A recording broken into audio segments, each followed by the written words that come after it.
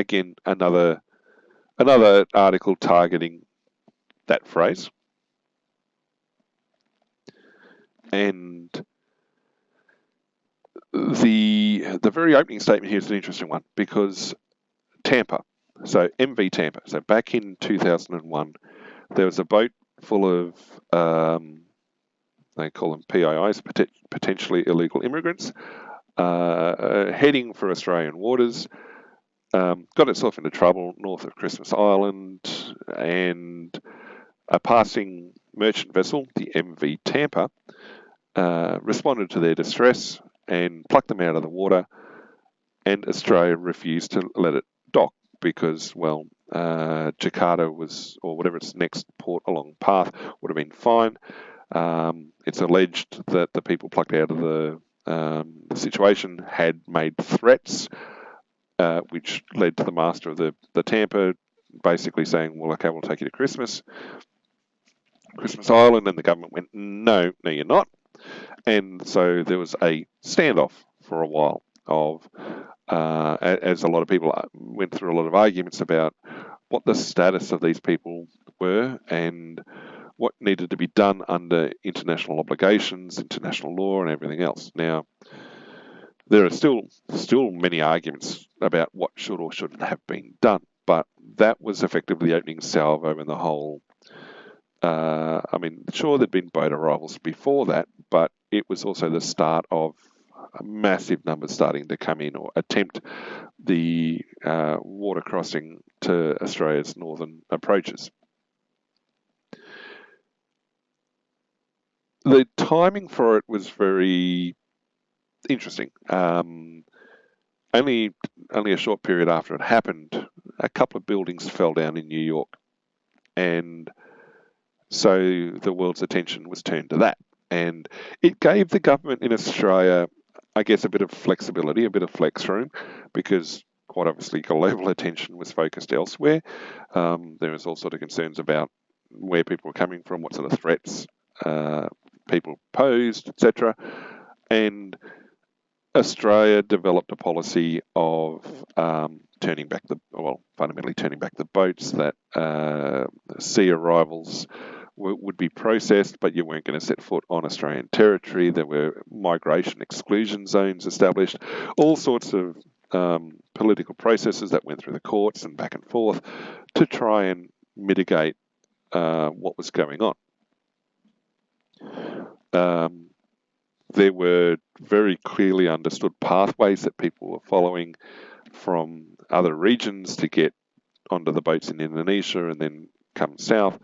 There are arguments that that to accept them in as refugees, or otherwise it was going to displace people in refugee camps, in designated refugee camps in other countries, from being able to gain refugee status and be resettled because they were taking up parts of that allocation, all sorts of arguments. The EU and people who consider themselves enlightened criticised Australia's approach, but funnily enough, when the Mediterranean migration crisis started happening, a lot of those criticisms went away, and those nations suddenly realised what it was Australia had been doing and were enacting their own policies that were, if not scarily similar to what Australia was doing, sometimes went further than what Australia had done over that time frame. But it was still an issue with effectively uncontrolled migration and border security. And as the commenter here says, Australia's still got a hangover from that in some respects, that how we then continue to handle migration really isn't handled all that well. Now, I mean, you go back 30 odd years, when people talked about boat people, it was people coming out of Vietnam. There were arrivals happening back then, but they weren't happening in massive numbers. And so they were relatively few and far between, and was sort of handled as they happened at the time. But the boat people of 2001 and onwards were largely from out of the Middle East.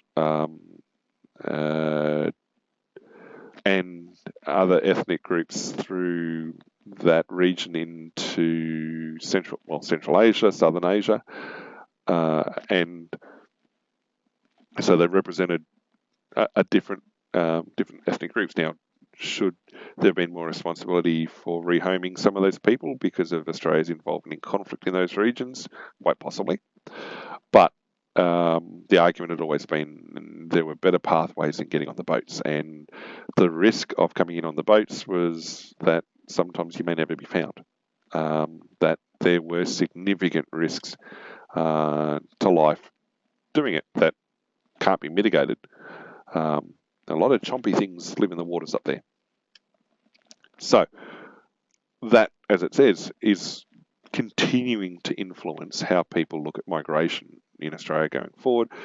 It was a policy, by and large, of a Liberal government, and so Liberal as in the party, so a Conservative government, and generally people looked at Labor, the more progressive, liberalised party, as reversing some of that thing. People got a bit of a rude shock often when Labor got elected in that they didn't really change things that much. There may have been surges of more boats under various governments, but in practical terms, it didn't matter which side of the political aisle was in power. Between, say, 2001 and, say, 2015, there wasn't really much difference in how either side approached this sort of migration problem.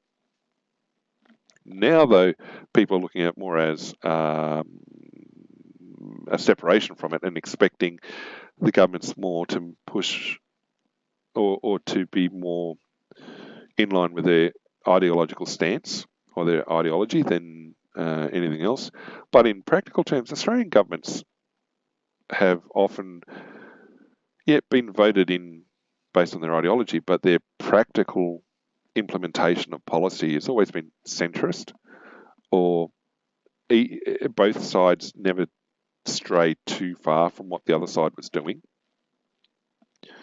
So, it's one thing to have all the rhetoric, but when you actually look at what happens when the rubber meets the road and the policies are implemented, they're often quite the same.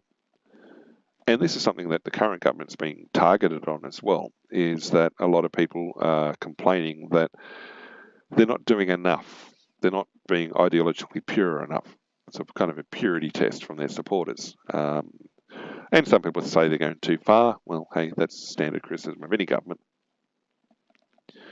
The other issue too is that articles like this tend to latch on to the minority of violent people or neo-Nazis or other groups that were not welcome at many of them. And so it's being used as a scapegoat or to broad brush the entire actions that happened that day as being belonging to that ideological bent or having those desired outcomes, which doesn't help because the same sort of extent isn't pushed down the other side. It's like how quiet people tend to be about the presence of red and black flags at marches in support of Ukraine, and how there seems to be a lack of intellectual rigour or honesty about what they represent, and the historic impact of what that means, particularly when you're vocally saying that those sort of beliefs and practices don't exist anymore. Well, stop waving the flag of it then. Or more recently with protests in support of Palestinian independence, there seems to be like a collective ignorance of what it is Hamas stands for. Now, I think most people have accepted the Palestinian Authority, that's them. Now, my understanding is they emerged out of the PLO. Now, PLO were regarded as a terrorist organisation for many, many, many, many, many, many years. But the Palestinian Authority sort of moderated themselves, and I think most people accept them as being maybe not a moderate voice, but a reasonable voice for Palestinian interests. It seems few people are willing to look at what Hamas did in Gaza, why they came to power, how they came to power, and what they've done to hold on to power, and not just what they've done to hold on to power, but what their rhetoric is and towards their neighbours, and why it is countries like Jordan and Egypt refuse to take Palestinians, and Lebanon refuses to take Palestinian refugees or immigrants. Well, in part because they started civil wars. They tried to attack the king in Jordan when they were there. Black September. Egypt shares a land border, yet they've closed it off. So there's it seems like there's insufficient questions about what some of these groups represent. Now, the idea of statehood and national identity, great. Just apparently apparently Australia's not allowed to have a national identity. But the question is, should it be Hamas who are the power that gets to exercise that authority? Should it be the Palestinian Authority? What does from the river to the sea mean? How come statements like that are allowed to be openly said? Surely that's anti-Semitic, or surely that's terrorist ideology or phraseology. It's like there's this collective ignorance sometimes of what's going on with the way things go on, and surface level understandings, hey, great, makes you feel better, but what do you really represent? What is truly going on? So, but the other thing that this guy says here is that there's been a failure of successive governments to articulate what the migration policies are trying to achieve, and shift narrow policy discussion about permanent migration to a more pertinent one about population growth has done us no favours. What I just said, irrespective of which side of the political aisle these governments are coming from, it's much the same. Things don't change rapidly. I was saying a couple of days ago, sometimes the best government is one that is frozen, that is unable to operate because it doesn't have a majority. They're tied up. They have a majority in one house but not in the other. They are basically unable to pass policy or make too many changes because, well, they're being stopped by other parties and everything else. Great. It tends to let the population get on with doing what they're doing. Lame duck governments sort of thing. But it's, at the same time, we need an effective government. But, yeah, sometimes the best government is one that can't do anything.